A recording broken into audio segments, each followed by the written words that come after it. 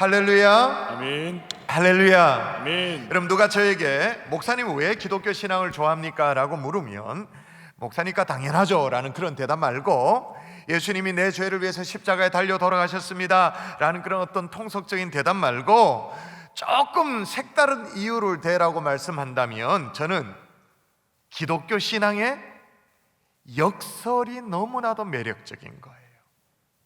저는 이 기독교 신앙이 가지고 있는 이 역설에 매료될 때가 참 많이 있어요. 여러분, 역설을 좀 아십니까? 역설. 예를 들면 물리를 가르치는 학교 선생님이 있습니다. 학생들에게 얼음이 녹으면 무엇이 될까라고 그렇게 물었어요. 선생님은 물리 선생님이니까 고체, 그 다음에 액체, 그 다음에 기체, 뭐 이런 상관관계, 그걸 설명하려고 물었어요. 당연히 학생들은 얼음이 녹으면 물이요 라고 대답을 했죠. 근데 한 학생이 손을 들면서 대답하기를, 선생님, 얼음이 녹으면 봄이 와요. 정말 뭐랄까, 생각을 바꾸는 대답이죠. 얼음이 녹기 시작하면 굳게 얼어붙었던 대지가 서서히 녹고는 새 생명이 움돋는 봄이 온다라는 그런 얘기죠. 이게 역설인, 이게. 선생님, 얼음이 녹으면 봄이 와요. 그 얘기를 들으면 보통 사람이란 미소가 지어지죠. 그리고 아하, 그런 측면도 있겠구나라는 깨달음이 생기지 않습니까? 이 역설이라는 것이 상식적으로 판단할 때는 조금은 이게 모순적인 것 같이 느껴지기도 합니다.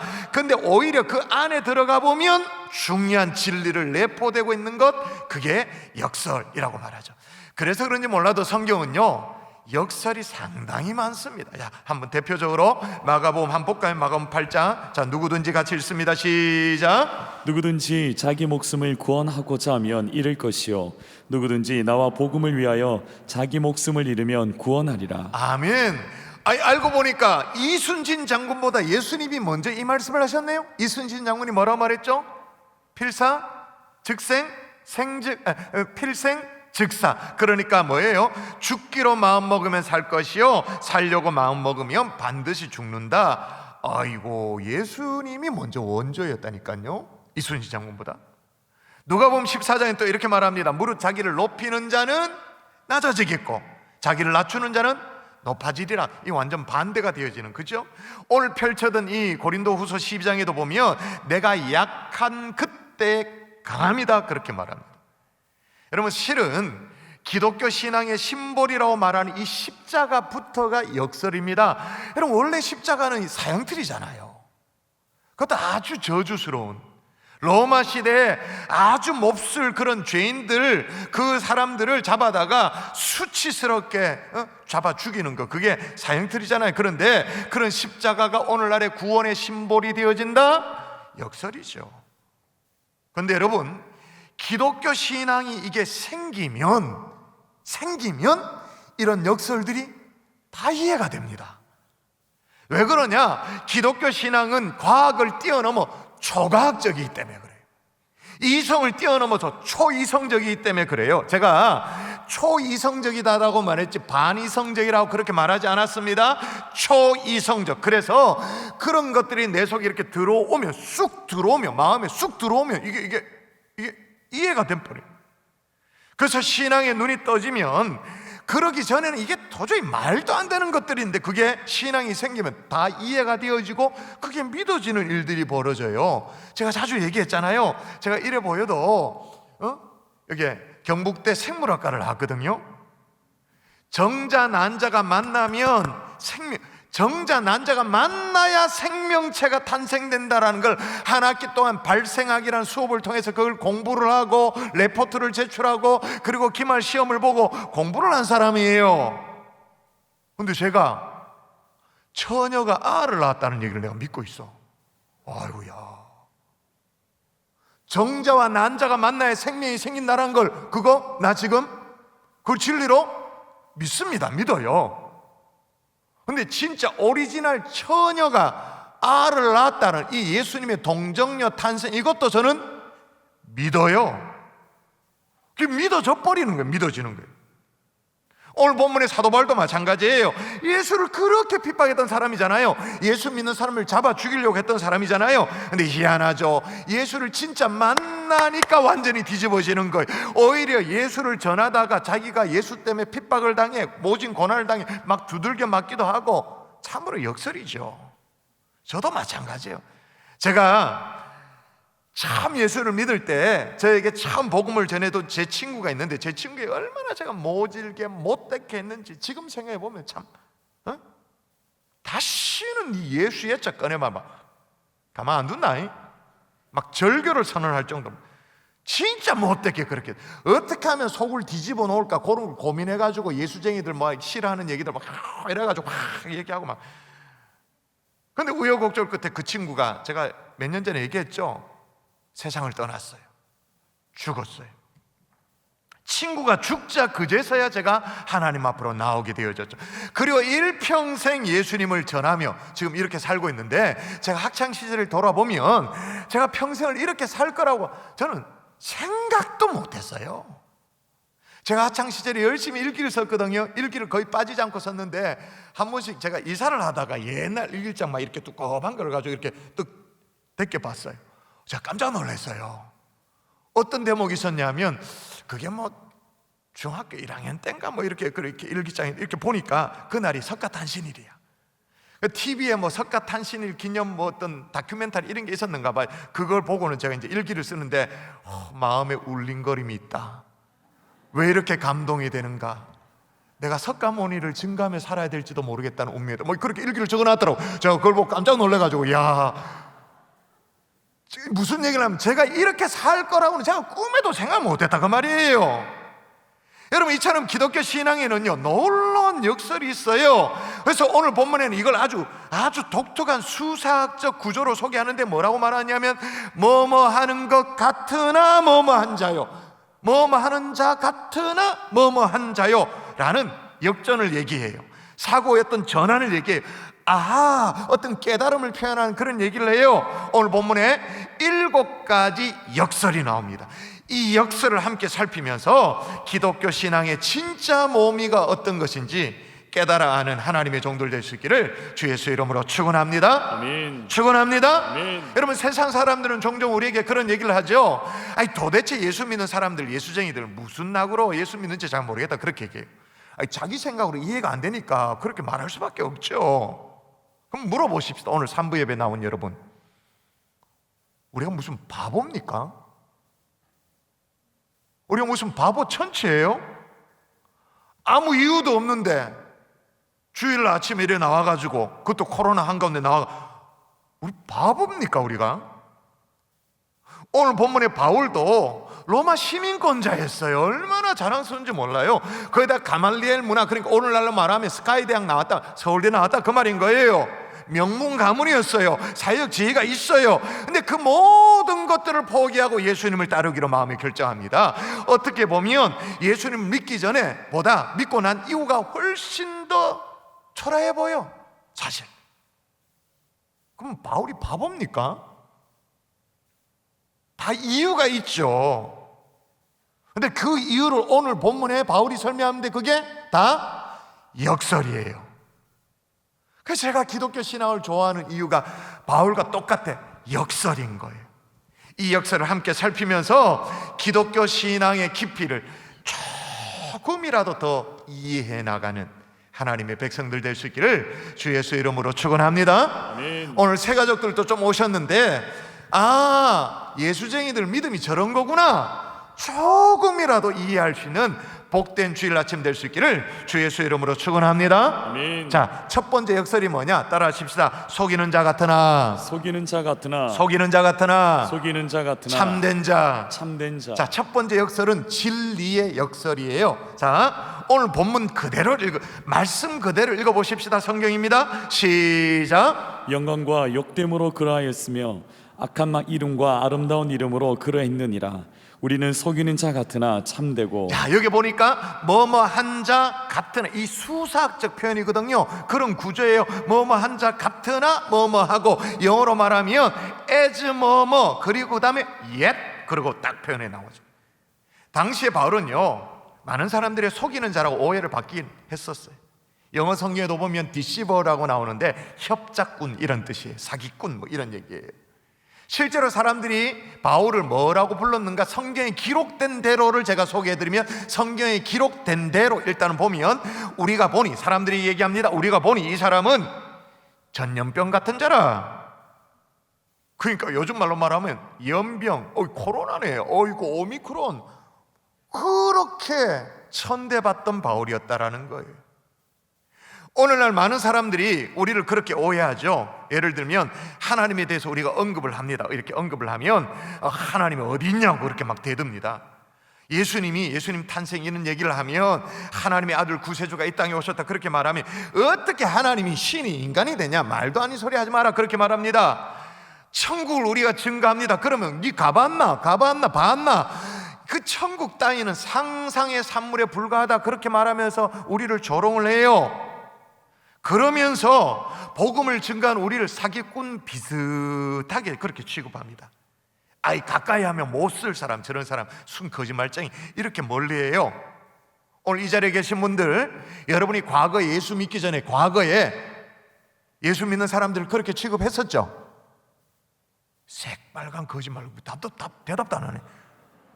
내만 그래, 내만. 지금부터 생각해보면 제 친구한테 너무 미안해.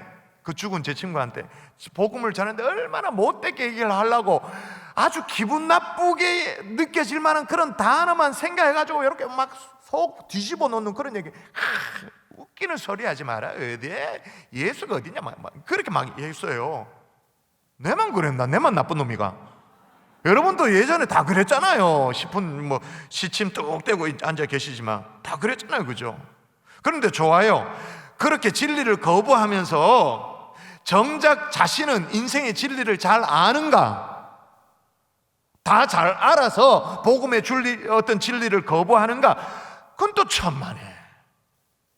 세상에 숱한 지식이 있죠. 정보들이 있습니다. 그런 정보들을 다 가지고도 인생의 길을 몰라가지고 헤매는 사람들이 오늘 얼마나 많아요. 길을 못 찾겠다고. 그래가지고 그렇게 하면 안 되는데 정말 극단적인 결정을 하는 사람들도 있잖아요. 내 인생의 길을 모르겠다고, 차라리 죽는 게 낫겠다고 막 그러잖아요.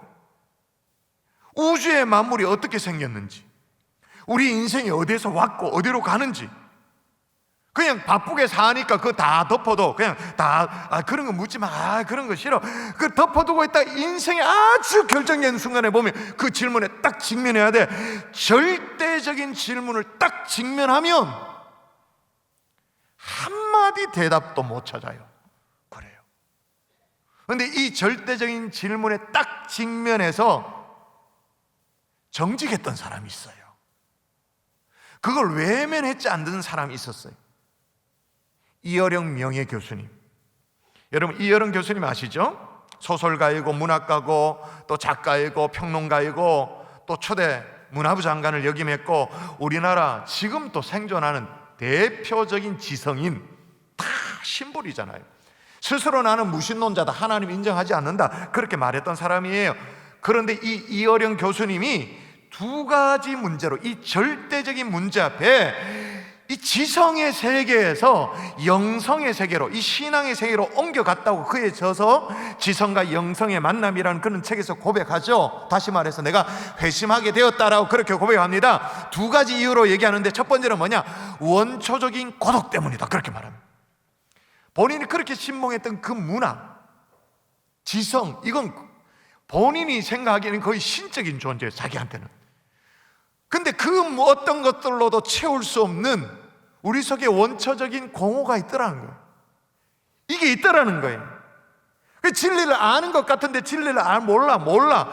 이 공허함을 메꿀 수가 없더라는 거예요. 두 번째 이유는 뭐냐? 또 하나는 사랑하는 딸의 죽음 앞에 자신이 평생을 바쳐서 신봉해온 그 문학이, 그리고 학문이, 소위 말해서 지금까지 자기가 진리라고 믿고 있었던, 생각했던 것들이 죽어가는 딸 앞에서 그렇게 무기력하더래요. 이게 그가 신봉해온 지식의 한계구나라는 걸 깨닫게 되어지죠. 진리를 알고 있는 줄 알았는데 이 세상의 진리는, 세상의 지식은 우리가 진리를 모른다라는 것을 알려주는 것밖에 역할을 못 하더래요. 세상의 지식이 우리가 진리를 모른다라는 자기 한계를 알려주는 것 말고는 그 역할을 못하더래요. 그래서 어떻게 했다고요? 예수께로 돌아섰다, 그렇게 말하죠. 왜? 예수님 뭐라고 말합니까? 자, 읽어볼까요? 예수께서 시작. 예수께서 이르시되 내가 곧 길이요 진리요 생명이니. 할렐루야. 아멘. 예수님 자신이 진리입니다. 길입니다. 그분의 말씀이 생명입니다. 우리 인생의 근본적인 문제들이 예수님을 진짜 만나면, 예배당에 한번 나온 정도 말고 진짜로 예수님을 만나면 모든 닫혔던 문들이 열리게 되는 줄 믿습니다. 아멘. 할렐루야. 아멘. 여러분, 예를 들어서 과일 씨앗 있잖아요. 과일 씨앗. 과일 씨앗 안에, 그 안에 사는 조그마한 벌레들이 있는 거 아세요? 예를 들면 이제 사과를 이렇게 딱 반 자르면 거기에 이제 씨방이라 그러나요? 씨방 안에 살고 있는 꼬물꼬물 조그마한 벌레들이 있어요. 그 벌레가 우주의 강대함을 알 수 있을까요? 하다못해 자기를 둘러싸고 있는 씨방이 사시사철 계절의 변화로 말미암아 생겼는데도 불구하고 사시사철의 변화를 알 수 있을까요? 모르죠. 어떤 메뚜기가 한 마리 있었어요. 길을 가다가 하루살이를 만났는데 시비를 걸었습니다.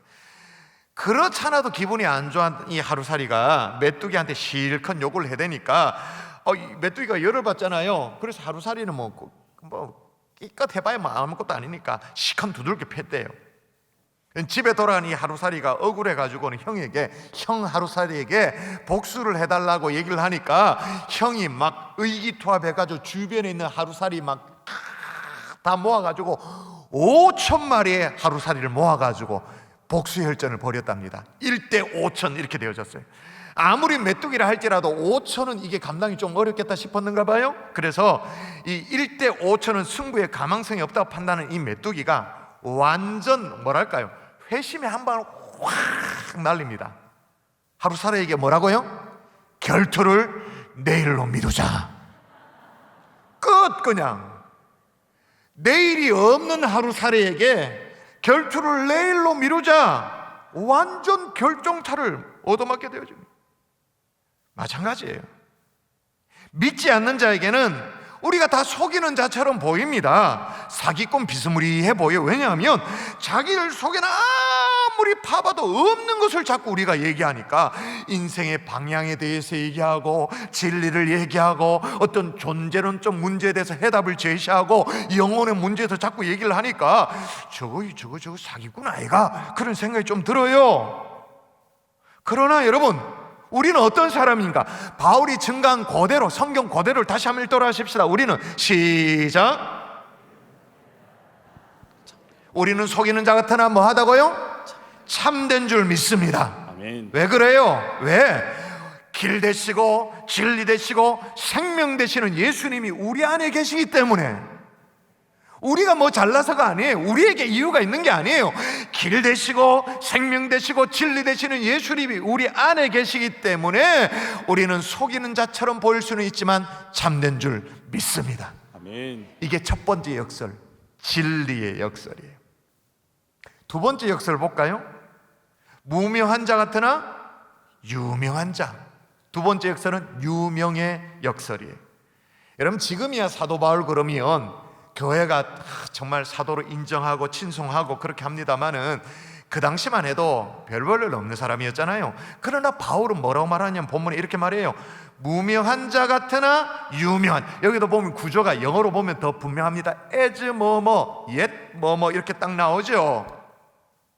실은 오늘날 그리스도인도 세상에서 이렇게 하찮은 취급을 당해요. 심지어 무시하고 조롱을 해요.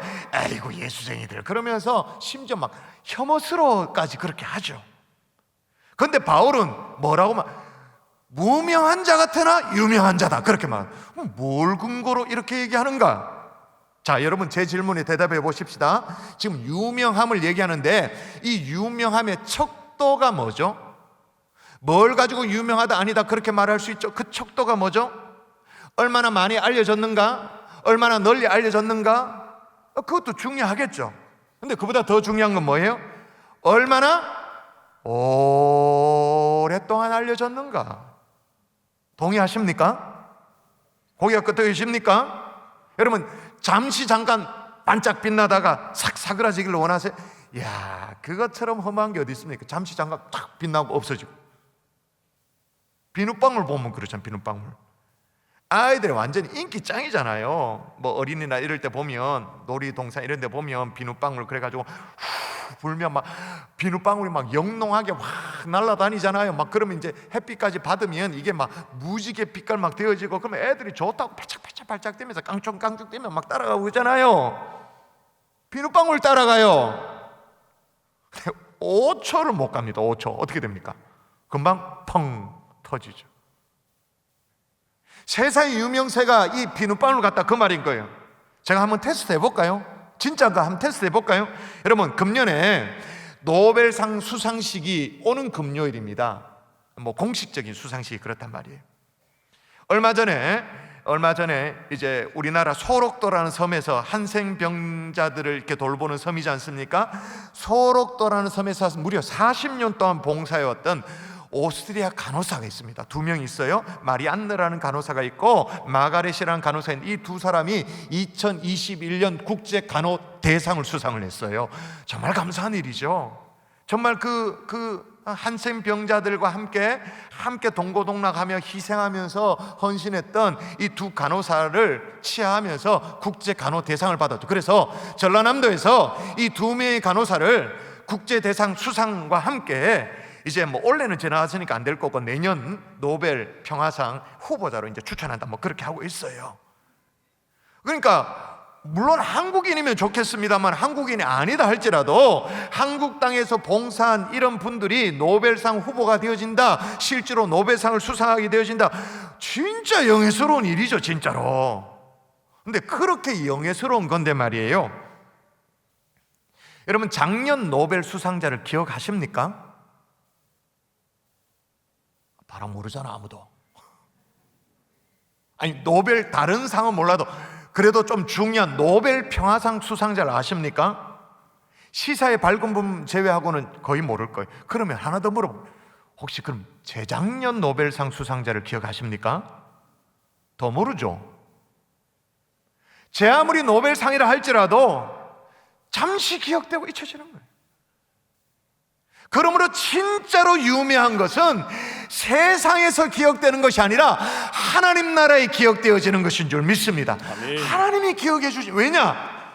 영원히 담보되어지는 유명세이니까. 세상이 아니라. 에이, 하나님이 뭘 답답하다고 우리를 기억해 주시는가? 우리 같은 사람들을 왜 기억해 주시는가? 예, 하나님이 우리를 기억해 주십니다.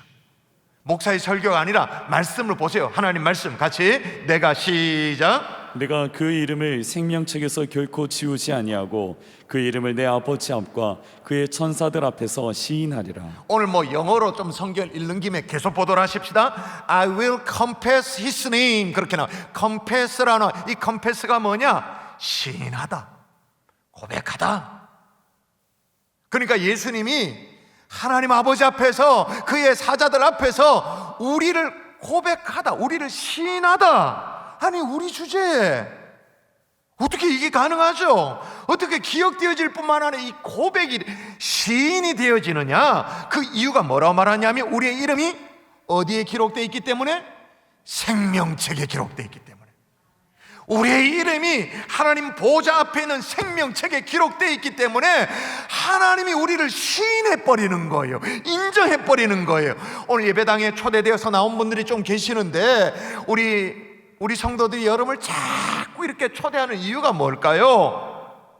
저와 여러분이 함께 여러분의 이름이 생명책에 이름이 기록된 사람으로 살자고 우리가 그렇게 초대하는 거잖아요. 우리 성도들 맞아요? 맞죠, 그죠? 또 그렇게 기록되어 있는 정도만이 아니라 또 한번 읽어볼까요? 자, 하나님 우리를 어떻게 이긴다고 말하느냐? 같이 시작. 지혜 있는 자는 궁창의 빛과 같이 빛날 것이요 많은 사람을 옳은 대로 돌아오게 한 자는 별과 같이 영원토록 빛나리라. 예, 우리 예수 믿는 사람들이 이 세상에는 무시를 당합니다. 막 혐오스러운 그런 어떤 대접을 당할 수도 있어요.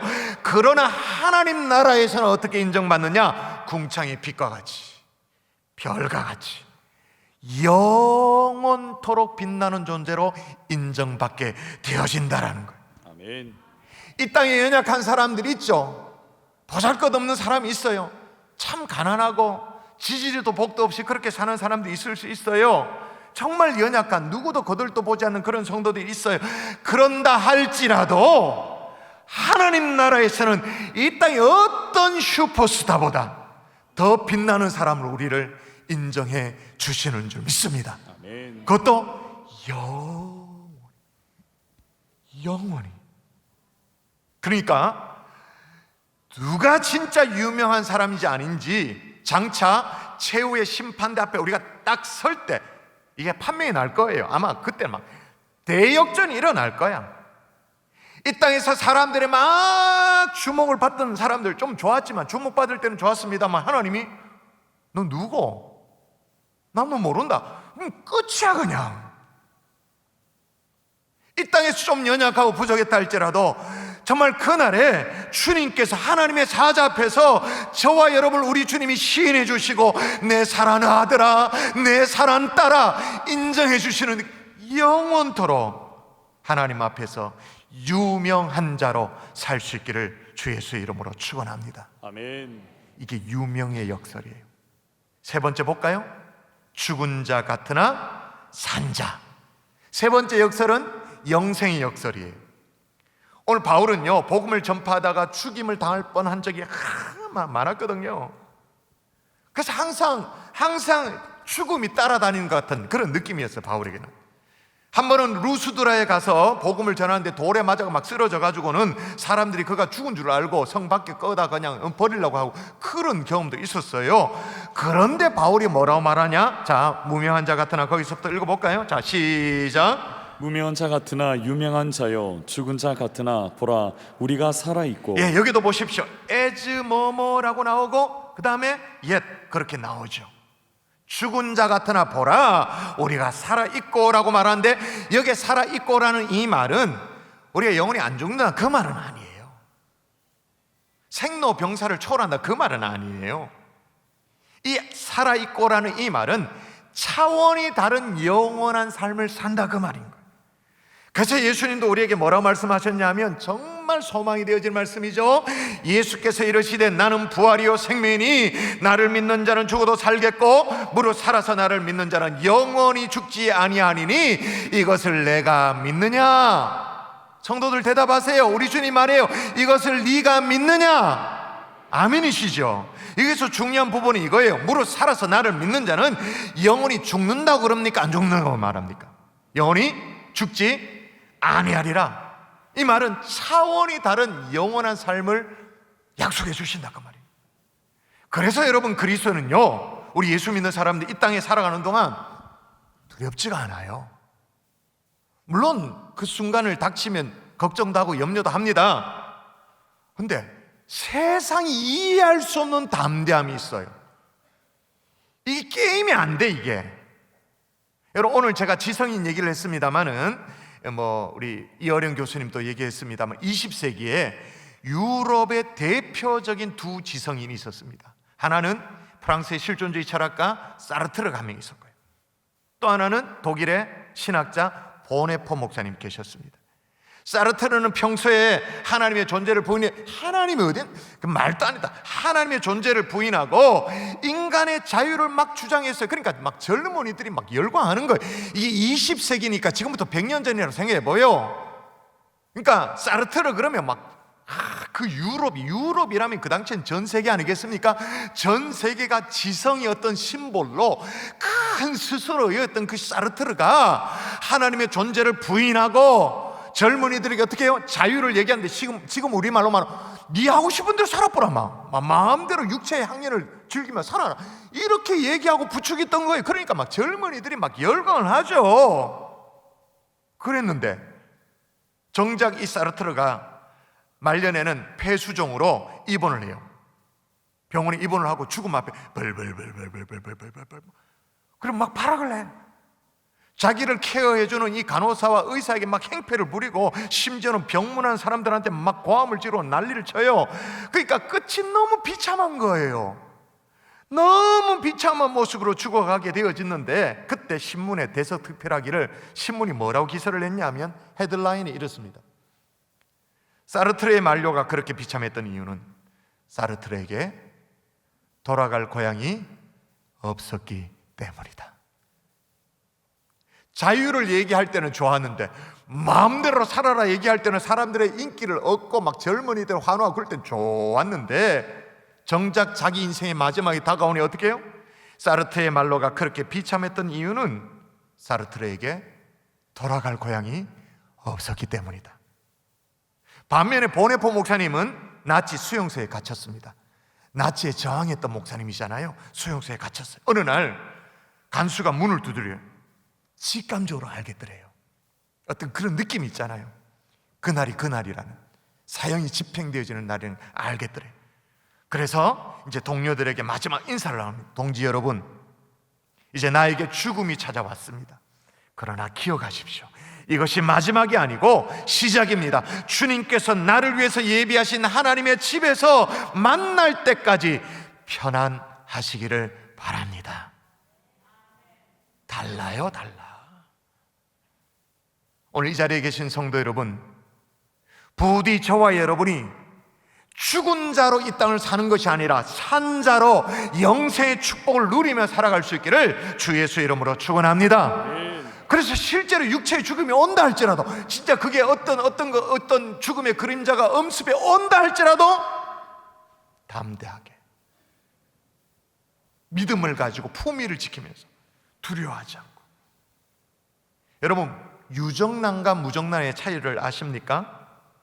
아무리 지저분하고요, 잘 관리가 되지 않아서 막 닭똥이 덕지덕지 붙어 있고 뭐 그런데 그게 만일 유정란이면, 반면에 아주 깨끗해요. 깨끗하고 거기에 뭐랄까, 그 이렇게 번호 같은 게, 이니셜 같은 게 도장에 딱 찍혀 있고 막 깨끗하게 마트에 딱 진열되어 있는 그런 무정란이 있다 칩시다. 둘 다 겉으로 보면 뭐 그냥 계란이죠. 똑같아요. 근데 3주 동안 암탉이 품고 나면 어떻게 돼요? 전혀 달라지죠. 지저분해 보여도 유정란에는 뭐가 나와요?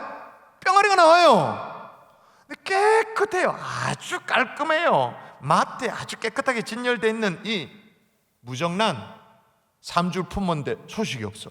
그러니까 한 주 더 품어. 한 2달쯤 품어봐. 어떻게 됩니까? 대답하이소. 어떻게 됩니까? 썩어요. 여러분, 계란 썩은 냄새 맡아보셨습니까? 이거 완전 똥꾸렁이네, 똥꾸렁이. 와, 더 품을수록 더 썩어. 더 냄새가 진동해. 지금은 여러분이나 저나 세상 사람이나 다 똑같아 보이죠? 그러나 이게 명백하게 구분되는 날이 온다, 그 말인 거예요. 이게 영생의 역설인 거예요. 말씀의 결론 맺을게요. 세상 사람들은 우리를 보면서 한심해 그렇게 얘기할 수가 있어요. 아, 일요일날 그렇게 한 주간 동안 수고했으면 일요일날 하루라도 모처럼 좀 쉬면 될 텐데, 늦잠을 자고 밀린 좀 잠도 자고 TV도 한 시간 보고 막 그러면 좋을 텐데, 번거롭게 아침부터 뭐 세수하고 샤워하고 뭐 이래가지고 예배당에 나왔냐? 뭐 좋은 거라고? 요즘 같은 코로나 시대에 그렇다고 뭐 교회가 일당을 주냐? 일당은 고사하고 뭐 어떻게 됩니까? 지갑 열어가지고 또 이렇게 헌금 탁 막 하고 완전 미친 짓처럼 보여요. 근데 여러분, 우리가 앞서도 말씀드렸지만 우리가 바보입니까? 바보 천치예요? 여러분, 그 옛날 어르신들 기억하실 거예요. CM송 가운데 그런 것이 있어요. 보고는 몰라요, 들어서도 몰라요. 뭐예요? 그 다음에 맛을 보고 맛을 아는, 그죠? 그거 간장 있어요. 신앙생활에 맛이 있어요. 특별히 오늘 제가 말씀을 나눈 이 기독교 신앙의 역설의 묘미, 이 맛이 있어요. 세상 사람들이 야, 무슨 재미로 교회 다니냐, 무슨 재미로 예수 믿나 라고 질문을 던져요. 그래서 우리는 어떻게 합니까? 그냥 씩 쪼개고 웃어 보이죠. 설명할 방법이, 이걸 뭐 신앙의 맛을 요거는 달짝지근하고 새콤하고 어떻게 설명합니까? 이걸 맛봐야 알지. 여러분, 우리는 속이는 자 같으나 참됩니다. 왜 그러냐? 우리에게 이유가 있는 게 아니에요. 우리 속에 계시는 예수님께서 길과 진리와 생명 되시기 때문에. 무명한 자 같으나 우리는 유명한 자. 왜냐? 우리의 유명세가 어떻게 많이 알려졌느냐 보다 주님 앞에 영원토록 알려진 자이기 때문에 아멘. 가장 중요해요. 죽은 자 같으나 우리는 살아있는 자예요. 영생의 역설이에요. 왜냐? 예수께서 이르시되 나는 부활이요 생명이니 나를 믿는 자는 죽어도 살겠고 무릇 살아서 나를 믿는 자는 영원히 죽지 아니하리라 말씀하셨기 때문에. 할렐루야. 아멘. 여러분, 이 기독교 신앙의 역사를 조금이라도 맛보아 아는 하나님의 종들 될 수 있기를 주 예수 이름으로 축원합니다.